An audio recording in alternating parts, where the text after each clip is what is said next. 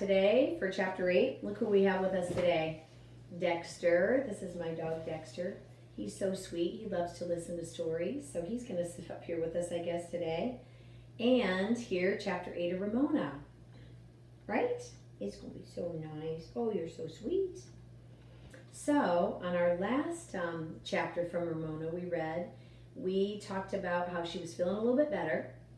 She had a friend come over to the house who brought her some notes and cards from the kids and one from Mrs. Whaley that said she missed her. And then also Mrs. Whaley sent an assignment that they had to do a book report, some kind of a book report. She sent a book home for her to read. So that's what this chapter is going to be about today when we go on for Chapter 8. I lost my page. Hold on. Chapter 8. And a little bit of the last chapter says, when Ramona's mother, after serving the rest of the family, said the time had come for Ramona to get into her own bed and have a little supper on a tray, she was ready to go. The thought that her mother did not think she was a nuisance comforted her. And remember, she's so afraid to go to school, and she thinks Mrs. Whaley thinks that she's a nuisance, and and she worries about that because she wants her teacher to love her. So, Chapter 8 is called Ramona's Book Report.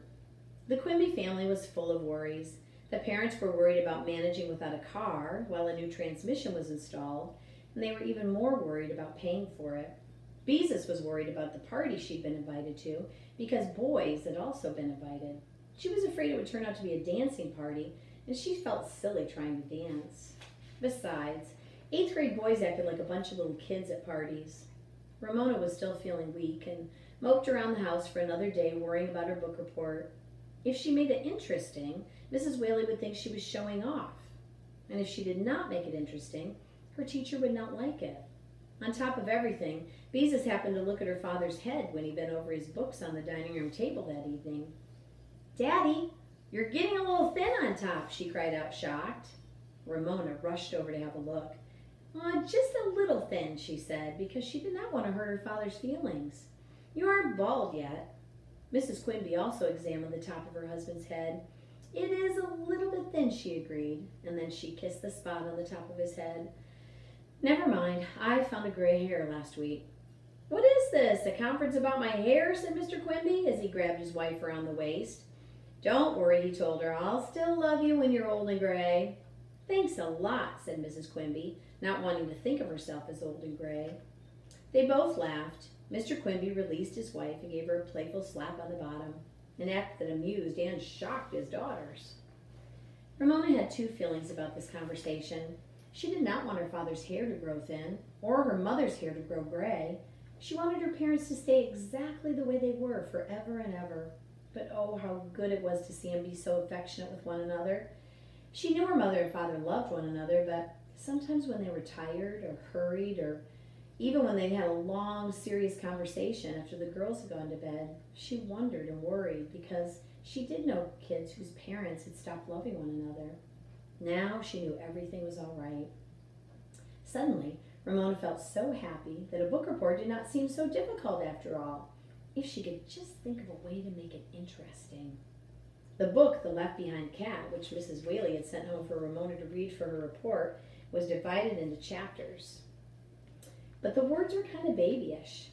The story was about a cat that was left behind when a family moved away, and about its adventures with a dog, another cat, and some children before it finally found a home with a nice old couple who gave it a saucer of cream and named it Lefty because its left paw was white and because it had been left behind.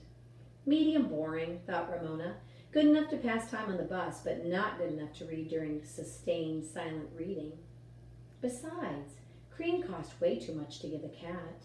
The most the old people would give a cat was half and half, she thought. Ramona required accuracy from her books as well as people. "Daddy, how do you sell something?" Ramona interrupted her father, who was studying, even though she knew she should not. However, her need for an answer was urgent. Mr. Quimby did not look up from his book. "Oh, you ought to know. You see enough commercials on television." Ramona considered this answer. She had always looked upon commercials as entertainment, but now she thought about some of her favorites. The cats who danced back and forth, The dog that pushed away brand X food with his paw. The man who ate pizza got indigestion and groaned that he couldn't believe he ate the whole thing. The 6 horses that pulled the Wells Fargo Bank stagecoach across the desert and over mountains. Do you mean I should do the book report like a TV commercial? Ramona asked. Why not? Said Mr. Quimby in an absent-minded way. Well, I don't want my teacher to say I'm a nuisance, said Ramona, needing assurance from a grown-up. This time Mr. Quimby lifted his eyes from his book. Look, he said, she told you to pretend you're selling the book, so sell it. What better way than a TV commercial? You aren't being a nuisance if you do what your teacher asks. He looked at Ramona a moment and said, Why do you worry she thinks you're a nuisance? Ramona stared at the carpet, wiggled her toes in her shoes, and finally said, I squeaked my shoes on the first day of school. Well, that's not being much of a nuisance, said Mr. Quimby. And then I got egg in my hair. Mrs. Whaley said I was a nuisance, confessed Ramona. And then I threw up in school. But you didn't do any of those things on purpose, her father pointed out. Now run along, Ramona. I have studying to do. Ramona thought this over and decided that if her parents agreed, then they must be right. Well, Mrs. Whaley could just go jump in a lake, even though her teacher had written without wasting words that she did miss her. Ramona was going to give her book report any way she wanted to, so there, Mrs. Whaley. Ramona went to her room and looked at her table, which the family called Ramona's studio. See if you can close your eyes and picture this. It was a clutter of crayons, different kinds of paper, scotch tape, bits of yarn, and odds and ends that Ramona used for amusing herself. Then Ramona thought for a moment, and suddenly, filled with inspiration, she went to work. She knew exactly what she wanted to do, and she set about doing it. She worked with paper, crayons, scotch tape, rubber bands. She worked so hard and with such pleasure that her cheeks grew pink. Nothing in the whole world felt as good as being able to make something from a sudden idea. Finally, with a big sigh of relief, Ramona leaned back in her chair to admire her work. 3 cat masks with holes for eyes and the mouth. Masks that could be worn by hooking rubber bands over your ears. But Ramona did not stop there. With pencil and paper, she began to write out what she was going to say. She was so full of ideas that she printed rather than waste time writing in cursive. Next, she phoned Sarah and Janet, keeping her voice low and trying not to giggle so she wouldn't disturb her father any more than necessary, and she explained the plan to them. Both of her friends giggled and agreed to take part in the book report. Ramona spent the whole rest of the evening memorizing what she was going to say. The next morning, on the bus and at school, no one even mentioned Ramona throwing up. She had braced herself for some remark from Yardy, but all he said was, Hi, Superfoot! When school started, Ramona slipped cat masks to Sarah and Janet and handed a written excuse for her absence to Mrs. Whaley. She waited, fanning away escaped fruit flies, for the book reports to begin. After arithmetic, Mrs. Whaley called on several people to come to the front of the room and pretend they were selling books to the class. Most of the reports began, This is a book about, and many, as Beezus had predicted, ended with, If you want to find out what happens next, read the book. Then Mrs. Whaley said, We have time for one more report before lunch. Who wants to be next? Ramona waved her hand and Mrs. Whaley nodded at her. Ramona beckoned Sarah and Janet, who giggled in an embarrassed way, but joined Ramona, standing next to her and off to the side. All 3 girls slipped on their cap masks and giggled again. Ramona took a deep breath as Sarah and Janet began to chant, Meow, meow, meow, meow, meow, meow, meow, meow, and they danced back and forth like the cats they had seen on the cat food commercial on the television. Left Behind Cats gives kids something to smile about, said Ramona in a loud, clear voice, while her chorus meowed softly beside her. She wasn't sure what she said was exactly true, but neither were the commercials that showed cats eating dry cat food without making any noise. Kids who have tried Left Behind Cat are all smiles, smiles, smiles. Left Behind Cat is a book for the kids asked for by name. Kids can read it every day and thrive on it. The happiest kids read Left Behind Cat. Left Behind Cat contains cats, dogs, people. Here Ramona caught sight of Yard Ape, leaning back in his chair, grinning in a way that always flustered her. She could not help interrupting herself with a giggle, and after suppressing it, she tried not to look at Yard Ape and to take up where she left off. Cats, dogs, people. The giggle came back. Ramona was lost. She could not remember what came next. Cats, dogs, people, she repeated, trying to start and then failing. Mrs. Whaley in the class waited. Yard Ape was grinning. Ramona's loyal chorus was meowing and dancing. This performance could not go on all morning. Ramona had to say something to end the waiting and the meowing and the book report. She tried desperately to recall a cat food commercial, any cat food commercial. Oh, she could not. All she could remember was the man on the television who ate the pizza. So she blurted out the only sentence she could think of. I can't believe I read the whole thing.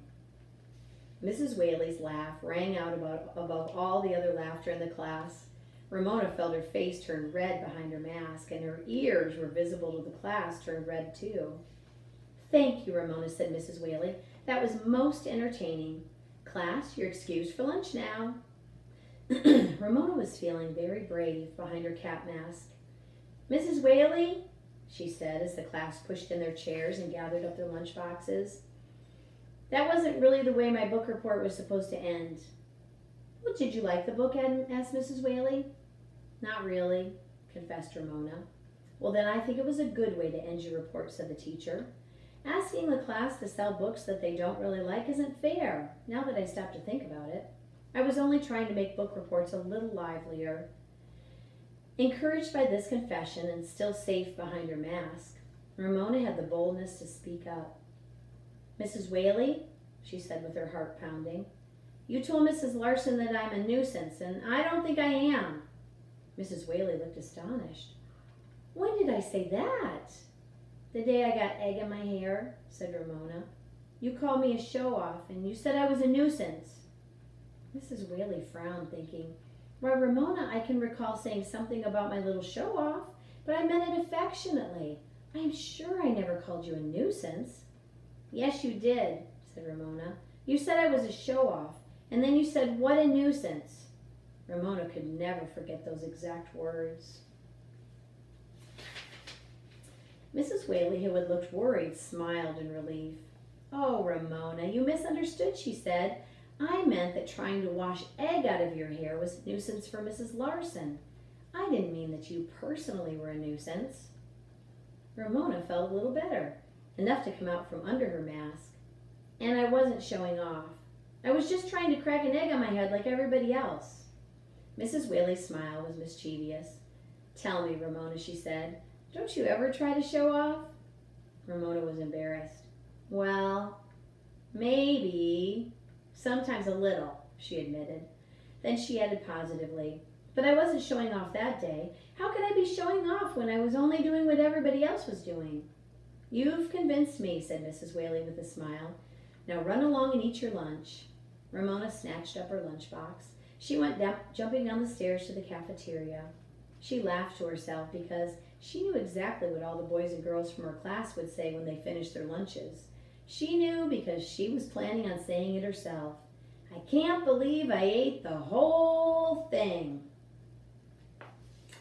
And that is the end of chapter 8. Looks like Dexter's happy with the story. He's just sitting up here happy. We'll see if we can get him to come again tomorrow. I'll send him an invitation. Say goodbye to Ramona.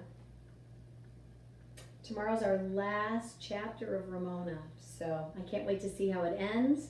And then I'm going to have to start thinking about what our next book might be. I have so many at home to go through, so can't wait to see you tomorrow. Have a really great afternoon, and that's it. Bye, guys.